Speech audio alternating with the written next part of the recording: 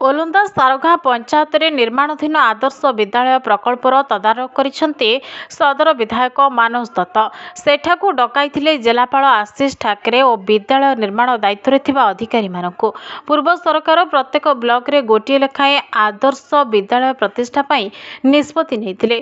केतेक ब्लॉक रे सठिक भावे कार्यकारी होइथिबा बेले सदर ब्लॉक रो ओलंदा सारगाँ पंचायत अधीन हिंजळ ठारे ही प्रकल्प विलंबित हेबार कारण कोन से संपर्क रे विधायक श्री दत्त अधिकारी मानकू पचारिथिले। दीर्घ वर्ष धरी विद्यालयर निर्माण कार्य आरंभ होइथिले भी धार्य समय सीमा मध्य संपूर्ण न हेबा अत्यंत दुर्भाग्यर विषय बोली से कहिथिले। गरीब मेधावी छात्र छात्री भविष्य को नहीं कौनसी प्रकार बुझामणा कराजिब नाही से स्पष्ट भावे कहिथिले।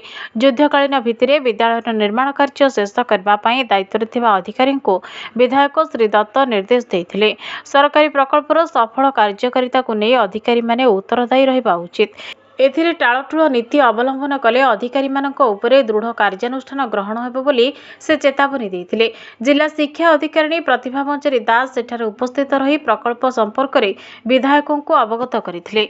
सूचना योग्य जे 4 वर्ष तले राज्य सरकार सदर ब्लॉक रे आदर्श विद्यालय प्रतिष्ठा नहीं निष्पत्ति नैथिले। सही क्रम में ओलंदा सारगाँ हिंजळ ठारे विद्यालयर स्थायी गृह निर्माण आरंभ होइतिला। या सहित 5 किलोमीटर दूर ओडंगी पंचायतर तळअमरा विद्यालय रे अस्थायी कैंपस आरंभ सह छात्र छात्री को भर्ती करा जायतिला। 4 वर्ष धरी छात्र छात्री माने आदर्श मान नथिबा विद्यालयर एजावत पाठ पढुछन्ते। एही अवसर रे सदर विधायक श्री दत्त तळअमरा विद्यालय परिदर्शन सह शिक्षादानर मानवृद्धि और उत्तम शैक्षिक परिवेश सृष्टि पई अधिकारी मानकू निर्देश दैछन्ते। देखो आज आमर ये जो ओलंदा सारगाँर हिंजला गाँव में ये जो ओडिशा आदर्श विद्यालय निर्माण को लेकिन लोकों भितर अनेक थर कंप्लेन अभियोग शुणिला आज मु जिलापाल आसिक से पहुँचलु। तांकर जो निर्माणाधीन जो संस्था अच्छी PWD तांको भी डकाहीला, तांकर अधीक्षण जंत्री को भी डकाहीला। आमे लोकंकर कंप्लेन शुणिला परे तुरंत पिलांकर सुविधा पाई से स्कूल कार्य केमिति त्वरान्वित हो पारिबो सेति प्रति ध्यान दे जाइछि। एबे गोटे मासर एक्शन प्लान रेडी करा जाइछि। से कार्यनिर्वाही जो संस्था अच्छे ताकू भी कड़ाकड़ी निर्देश दि जाइछि।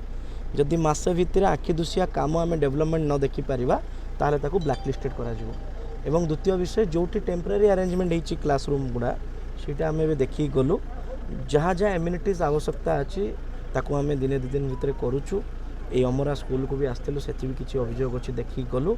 भावुची जो कथा गुड़िक दीर्घ दिन हम लिंगर हिंगी चली से कथा गुड़ा को किसी दिन भितर आम समाधान।